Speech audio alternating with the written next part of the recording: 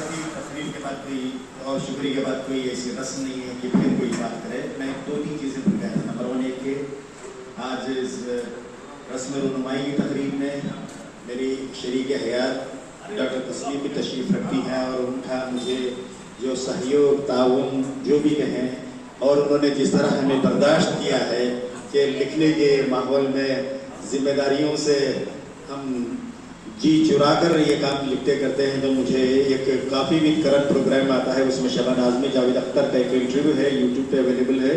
उसमें शबाना आज़मी ने कहा था कि भाई ये क्या तारीफ़ करें, एक स्विच अगर चेंज करना है तो मुझे करना होगा, एक बल्ब चेंज करना हो तो मुझे करना होगा। तो जावेद अख्तर ने बर्जस्ते के तौर पर जवाब दिया था कि भाई आपने जो शादी की वो है वो हरन से की है, कोई घोड़े या कोई और दूसरे से नहीं की है।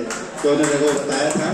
दूसरी बात ये कि घूमता आईना में मेरे नाम मंसूब करके एक नंबर मेरे नाम पे जो है आया हुआ है और जिसकी इजराई जनाब मिलन साहब ने की है। ये एक डॉक्यूमेंट है मेरे लिए और मैं इनके खुलूस का चंद अकबर और हमारे तरतीबकार अनीस सिद्दीकी साहब का भी मैं ये बहुत शुक्रगुजार हूँ।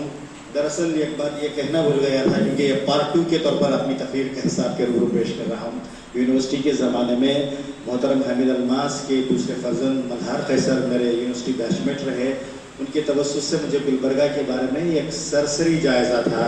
मिलन साहब के साथ हमारी दोस्ती उन्हीं के ताल्लुक़ से पैदा हुई और वो गहरे और मज़ीद गहरे दोस्त बन गए और वो अपनी मसरूफियात में मुलव्विस रहे। मल्हार और गेटवे ऑफ गुलबर्गा मैंने कई बार इस लिहाज से कहा है कि मुझे गुलबर्गा को अदबी आईने से अदबी ऐनक से देखने की मुझे जो तौफीक मिली और जिस तरह से मुझे सादत मिली वो अनीस सिद्दीकी से मिली है।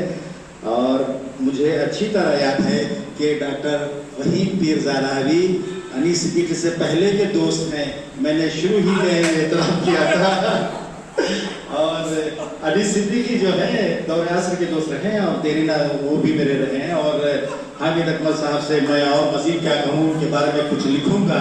मेरे जहन में एक खाका है कि मैं अपने शहर के जो बाकायदा हयात अहबाब जो और हमसे रुखसत हुए उनके बारे में मेरे अपने नाम से कुछ मज़ामीन लिखूँ। मेरे जहन में चंद कालम मैंने जो याद रफ्तगा के तौर पर लिखा है मैंने, और मैं चाहता हूँ कि राइट फ्रॉम सुलेमान खतीब को मैंने अपने बचपन में वालिद के साथ मुशायरा में अपने गांव में सुना था, तो वहाँ से लेकर अब तक मेरी यादों को मैं गुलबर्गा के हवाले से भी मैं लिखना चाहता हूँ कि अल्लाह करे मुझे वो सादत नसीब हो और वक्त भी मुझे मिले। और मैं बड़ा ही बेतरतीब आदमी रहा हूँ।